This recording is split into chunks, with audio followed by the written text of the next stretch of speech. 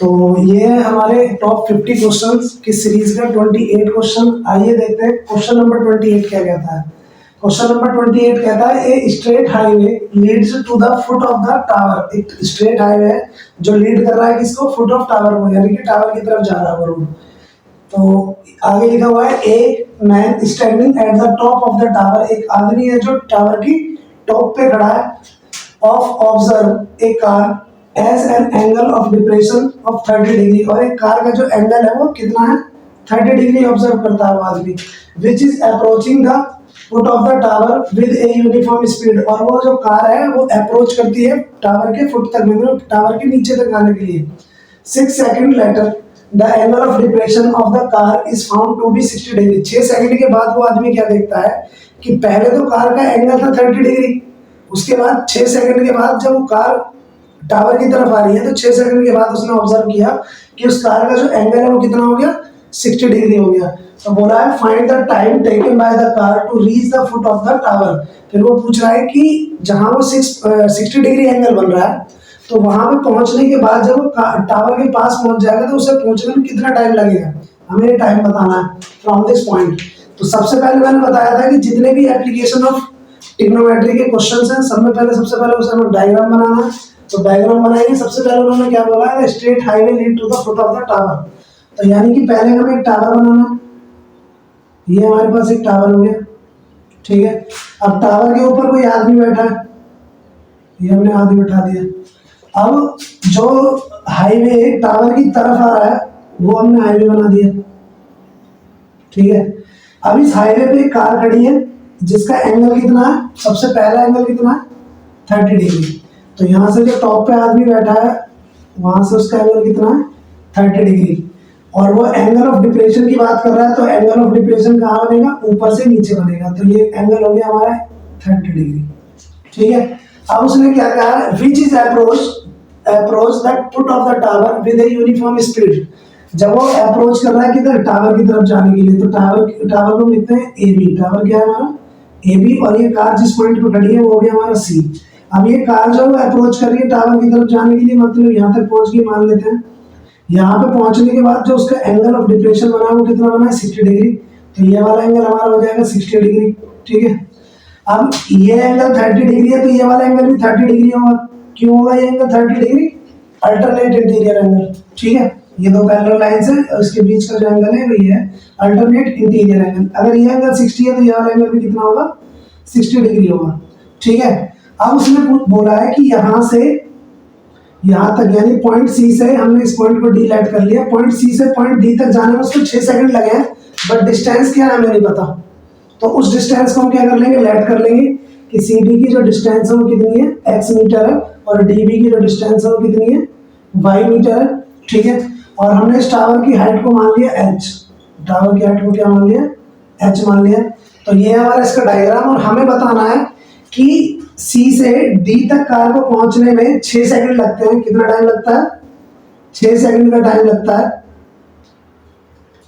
और हमें बताना है कि बी से डी तक पहुंचने में उसको कितना टाइम लगेगा, ठीक है। तो सबसे पहले हम क्या करेंगे, जो जो चीजें हमें गिवन है वो लिख लेते हैं। क्या गिवन है हमें, हम लिखेंगे पहले angle of depression, angle of depression, angle of depression दो एंगल है हमारे पास। पहले था 30 डिग्री, उसके बाद है 60 डिग्री। हमारे पास दो एंगल है। अब हमने क्या किया है, सबसे पहले टावर की हाइट को लेट किया, तो लिखेंगे let the height of tower, let the height of tower, tower equal to H meter. Tower की जो हाइट है वो कितनी है, एच मीटर है। And let C D equal to X meter and D B equal to Y meter, ठीक है। और टाइम कितना है, 6 सेकंड। अब हम लिखेंगे according to question, according to diagram, यानी डायग्राम के अकॉर्डिंग हमारा क्या क्वेश्चन बनेगा। हमें सबसे पहले क्या निकालना पड़ेगा, इसके लिए पहले y, क्या निकालना पड़ेगा, y, सॉरी सबसे पहले निकालना पड़ेगा x की वैल्यू निकालेंगे, क्योंकि जब हमें डिस्टेंस पता होगी और हमें टाइम निकालने के लिए क्या चाहिए होता है, हमें जो अगला टाइम चाहिए, तो टाइम निकालने के लिए हमें क्या चाहिए, इस फॉर्मूला होता है speed equal to distance upon time. तो टाइम फाइंड करने के लिए क्या होगा, डिस्टेंस यही रहेगा और स्पीड नीचे रहेगी। तो टाइम के लिए हमें क्या चाहिए, स्पीड चाहिए। तो स्पीड हमारी कहाँ से निकलेगी, अगर मेरे को ये वाला डिस्टेंस पता होगा एक्स का और हमें टाइम पता है, तो कार की स्पीड पता चल जाएगी। जब कार की स्पीड पता चल जाएगी तो हम यहाँ की भी स्पीड पता चल जाएगी, कार की जो यूनिफॉर्म स्पीड है उससे हम क्या निकाल लेंगे, टाइम निकाल लेंगे। तो सबसे पहले हम क्या करेंगे, और जितने भी एप्लीकेशन ऑफ ट्रिग्नोमेट्री के क्वेश्चन है, जितने भी एंगल हमें दिए होते हैं, एंगल डिप्रेशन हो या फिर एंगल एलिवेशन हो, उन एंगल्स का यूज करते हैं उस ट्रायंगल के अंदर कुछ ना कुछ वैल्यू जरूर निकल के आएगी। सबसे पहले हम यूज करेंगे एंगल 60 डिग्री का। तो जो एंगल 60 डिग्री है कौन से ट्रायंगल में बन रहा है, बी डी ए। सबसे पहला ट्रायंगल क्या है, हम लिखेंगे in triangle B D A. इस ट्रायंगल के अंदर सबसे पहले क्या है, हमें निकालना है y। क्या निकालना है, y। तो y की वैल्यू निकालनी है और हमें क्या दे रखा है, h। तो h क्या है, हमारा परपेंडिकुलर हाइट है और y क्या है, बेस है। तो परपेंडिकुलर हाइट और बेस में क्या रिलेशन होता है, हमारे पास फॉर्मूला होता है p b p अपॉन में h h b। यहाँ पे होता है साइन, यहाँ होता है कॉस, ये होता है tan, cos x sec और कोट। तो हमें क्या चेक करना है, परपेंडिकुलर अपॉन में बेस। तो परपेंडिकुलर और बेस किस में होता है, परपेंडिकुलर अपॉन बेस होता है tan थीटा में। तो हम यहाँ पे लिखेंगे tan थीटा। tan थीटा मतलब tan थीटा इक्वल टू कितना हो जाएगा, p अपॉन b। और tan थीटा की वैल्यू कितनी है इस वाले ट्रायंगल में, 60 डिग्री। तो tan 60 equal to perpendicular height है h अपॉन में बेस कितना है, y। तो हमारे पास tan 60 की वैल्यू कितनी होती है, √3। tan 60 की वैल्यू हो गई √3 और ये हो गया h अपॉन y। तो यहाँ से y की वैल्यू h की वैल्यू कितनी निकलेगी, h इक्वल टू हो जाएगा √3 और y। ये आ गई हमारी h की वैल्यू, इक्वेशन फर्स्ट हम इसको बोल देंगे। अब हम लिखेंगे इन ट्रायंगल दूसरा एंगल कौन सा ट्रायंगल में, बी सी ए लिखेंगे, बी सी ए। इस ट्रायंगल के अंदर एंगल हमारा 30 है, फिर से वही रिलेशन है, परपेंडिकुलर और अपॉन बेस। तो बेस हमारा एंगल 30 के लिए क्या होगा, पूरा ये बेस होगा BC। तो बेस में दो चीजें हैं, x और y। तो हम यहाँ लिखेंगे tan एंगल है 30 इक्वल टू परपेंडिकुलर हाइट है h और बेस कितना है, ये पूरा x प्लस y। तो tan 30 की वैल्यू कितनी होती है, 1 अपॉन √3 और h की वैल्यू कितनी है, √3y अपॉन में x plus Y. Cross multiply कर लेंगे तो इसकी मल्टीप्लाई हो जाएगी, हो जाएगा x plus Y equal to √3y की मल्टीप्लाई √3 में करेंगे तो आएगा 3y। ठीक है, और ये वाला y इधर चला जाएगा तो x इक्वल टू कितना आ जाएगा, 3y माइनस y। तो ये आ गया हमारा x इक्वल टू 2y, यानी x इक्वल टू कितना आ गया, 2y। तो x जो है वो हमारी डिस्टेंस है, x क्या है, हमारी डिस्टेंस है। और स्पीड क्या है, स्पीड है निकाल लेंगे हम, क्योंकि टाइम हमें दे रखा है। तो ये हो जाएगा हमारा time speed equal to distance upon time. तो डिस्टेंस हमारा कितना था, x। तो x की वैल्यू कितनी है, 2y। और टाइम कितना था हमारे पास, 6 सेकंड। तो इससे इसे डिवाइड कर देंगे तो कितना आएगा, 3। यानी जो हमारी स्पीड है वो कितनी आ गई, y अपॉन 3। स्पीड की वैल्यू पता चल गई हमें। अब हमें क्या चाहिए था कि dv को, डिस्टेंस को, यानी y डिस्टेंस को कवर करने के लिए हमें कितना टाइम लगेगा। तो अब डिस्टेंस क्या होगी हमारे पास, y। तो dv इक्वल टू कितना हो जाएगा, dv इक्वल टू हो जाएगा y। तो अब हमारे पास डिस्टेंस तो ये हो गई और स्पीड हमारे पास है, तो टाइम क्या लिखेंगे, time equal to distance upon speed. इससे ये कट जाएगा और ये ऊपर चला जाएगा, तो t की वैल्यू कितनी आएगी, 3 सेकंड। तो ये है हमारा इसका फाइनल आंसर, यानी 3 सेकंड का टाइम लगेगा। सिंपल सा ये है कि हमें x डिस्टेंस को कवर करने के लिए स्पीड कितनी थी हमारे पास, y अपॉन 3। ठीक है, अब हमारे पास स्पीड पता है और डिस्टेंस हमने कितनी लेट कर रखी है, dv की, y। तो ये हमारे पास डिस्टेंस हो गई और स्पीड हमने यहाँ से निकाल लिया, y अपॉन 3। तो टाइम का फॉर्मूला होता है डिस्टेंस अपॉन स्पीड। इसके नीचे इसको रखेंगे तो y से y कट गया और ये 3 ऊपर चला जाएगा, तो टाइम की वैल्यू कितनी आ गई, 3। तो ये था हमारा इसका 3 सेकंड फाइनल आंसर, आप इसका स्क्रीनशॉट ले लो। अब हम चलेंगे इसके क्वेश्चन नंबर 29 की तरफ। तो ये है हमारा क्वेश्चन नंबर 29। तो क्वेश्चन नंबर 29 क्या कहता है, the angle of elevation of the top of A tower from 2 points at a distance of 4 meter and 9 meter from the base of tower and in the same straight line with it are complementary. Prove that the height of the tower is 6 meter। तो ये question में ये कह रहा है कि एक tower है हमारे पास, क्या है, एक टावर है, ठीक है, और इस टावर की एक स्ट्रेट लाइन, ये एक स्ट्रेट लाइन होगी। अब एक स्ट्रेट लाइन पे 2 पॉइंट है, एक पॉइंट ये हो गया और एक पॉइंट ये हो गया, ये पॉइंट हो गया ए, ये पॉइंट हो गया बी और ये सी मानते हैं हम, और ये हो गया डी। तो ये जो 2 पॉइंट है ए और बी, इस पे हमारे एंगल ऑफ एलिवेशन बन रहे हैं, एंगल ऑफ एलिवेशन। और वो उन एंगलों की बात कर रहा है कि वो जो दोनों एंगल स्ट्रेट लाइन पे वो कैसे एंगल है, कॉम्प्लीमेंट्री एंगल है। तो कॉम्प्लीमेंट्री एंगल का जो सम होता है वो कितना होता है, 90 डिग्री। अगर हम इस वाले एंगल को थीटा मानेंगे तो ये वाला कितना होगा, 90 माइनस थीटा होगा, ठीक है।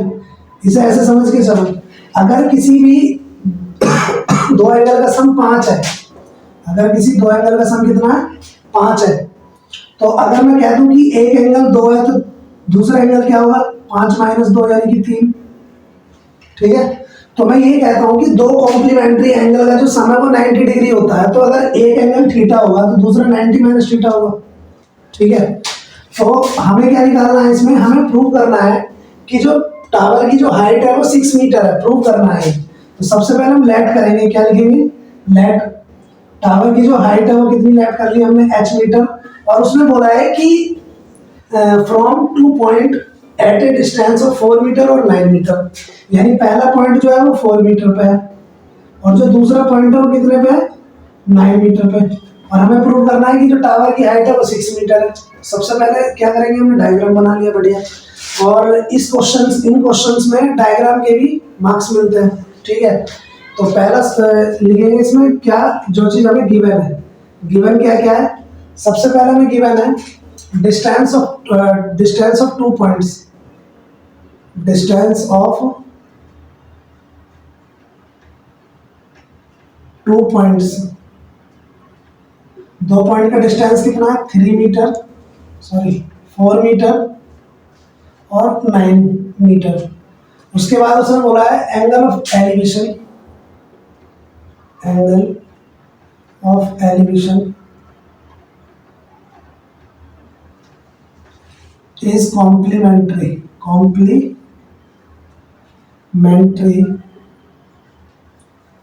तो we know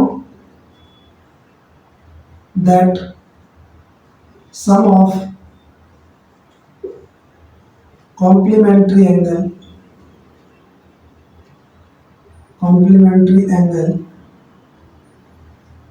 equal to 90 degree, ठीक है। तो जब कॉम्प्लीमेंट्री एंगल का सम 90 डिग्री होता है तो एक एंगल थीटा होगा, दूसरा होगा 90 माइनस थीटा। अब हम लिखेंगे जो हमें प्रूव करना है, लिखेंगे प्रूव दैट हाइट ऑफ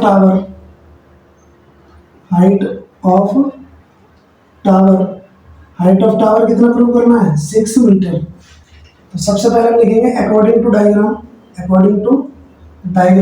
के अकॉर्डिंग लिखेंगे। दो एंगल दे रखे हैं हमें, एक है थीटा और दूसरा है 90 माइनस थीटा। तो एक एक एंगल का यूज करते हैं। सबसे पहले थीटा एंगल है, थीटा एंगल कौन से वाले ट्राइंगल में, डी बी सी या सी बी डी, कुछ भी लिख सकते हो। सबसे पहले लिखेंगे इन ट्राइंगल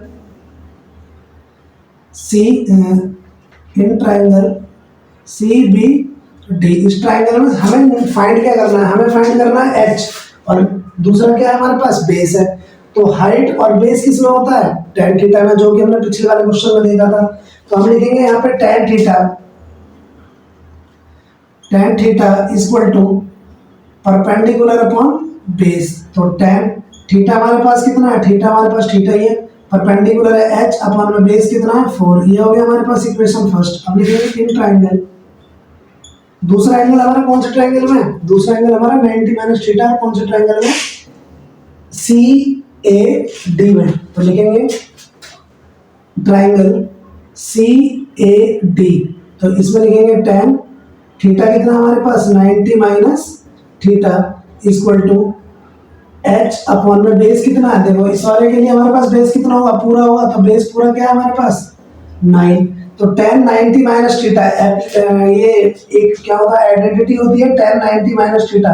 90 वाले एंगल जो होते हैं वो हमारे चेंज हो जाते हैं, तो ये tan जो हमारा चेंज होगा वो किसमें चेंज होगा, कोट में। तो ये हो जाएगा cot tan 90 minus theta equal to cot theta. तो ये हो जाएगा cot theta equal to h upon में 9। हमने आइडेंटिटी लगाई है यहाँ पे tan 90 minus theta equal to होता है cot theta.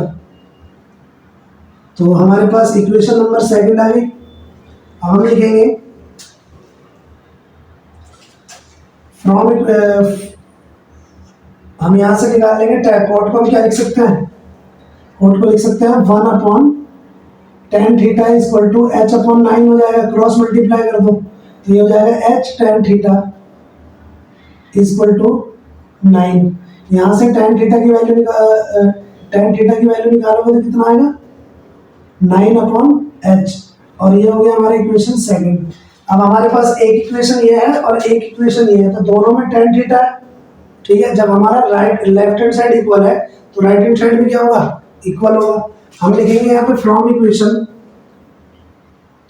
Equation first and second, दोनों इक्वेशन में लेफ्ट हैंड साइड इक्वल है तो राइट हैंड साइड भी इक्वल हो जाएगा।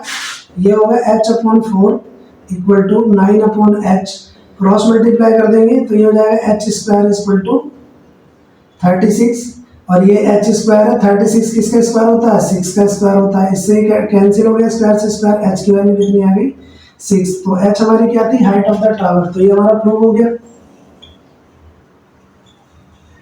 तो h इक्वल टू 6 ये इसका फाइनल आंसर है, और ये था हमारा क्वेश्चन नंबर 29। आप इसका स्क्रीनशॉट ले लो। और अब हम चलेंगे अपने क्वेश्चन नंबर 30 की तरफ।